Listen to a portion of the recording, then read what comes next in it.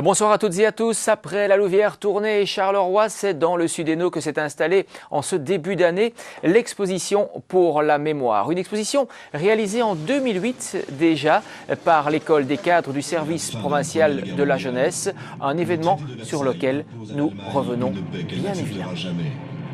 Remettre sans cesse le métier sur l'ouvrage afin de ne pas oublier, c'est le travail de passeur de mémoire que le service provincial de la jeunesse du Hainaut mène depuis des années avec l'Institut national des invalides de guerre au travers de l'exposition Animation pour la mémoire.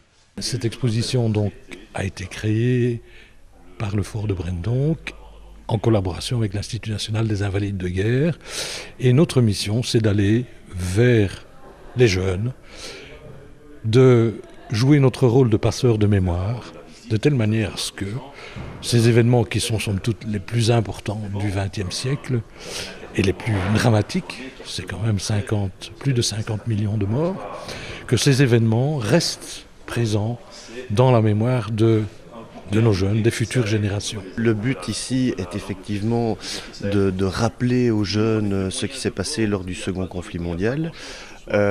Beaucoup de jeunes actuellement ne réfléchissent pas forcément aux dates et se disent que c'était une autre époque et oublient qu'il y a des gens qui vivent encore aujourd'hui qui ont vécu l'atrocité des camps.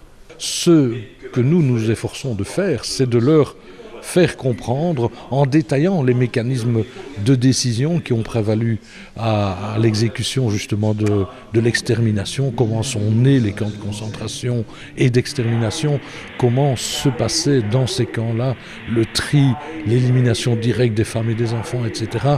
Nous détaillons, au risque de paraître un petit peu morbide, mais nous détaillons cet aspect des choses qui est le paroxysme de la négation de l'être humain. Certaines idées qui ont prévalu à l'époque, notamment le racisme, l'antisémitisme, le repli sur soi-même, le nationalisme, ce sont des idées qui sont toujours dans l'air et il faut absolument, je pense que c'est notre devoir de démocrate, d'attirer l'attention des jeunes sur les dangers que représentent ces idées et faire attention aux sirènes qui leur font croire que tout est facile et qu'en adhérant à des idées simplistes comme celle-là, on résoudrait tous les problèmes. On nous en parle depuis quelques années quand même, de tout ce qui se passe et tout ça.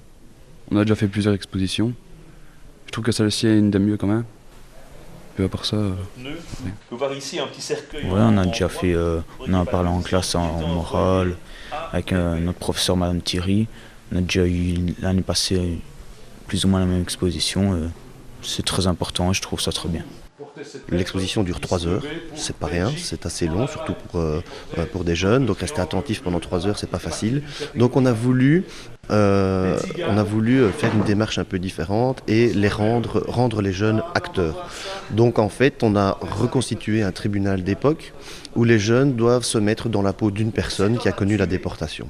Et là, ils passent devant un juge et ils sont agressés en fonction verbalement, ils sont agressés donc de manière verbale, en fonction de ce qu'ils sont ou en fonction de ce qu'ils ont fait. Ça fait, je veux dire, peur. Bon, ici c'était un jeu, mais ça fait peur, quoi. On se met vraiment à la place de ceux qui étaient à ce moment-là dans leur vraie vie, quoi. Cette animation a valu au service provincial de la jeunesse d'être reconnu par la fondation Auschwitz, preuve s'il en est de sa pertinence. Pour une meilleure connaissance des métiers dans le secondaire ou le supérieur, nous vous emmenons au Salon des métiers 2012. Nouvelle formule, nous vous y attendons évidemment la semaine prochaine dans Dialogue Hainaut. À très bientôt.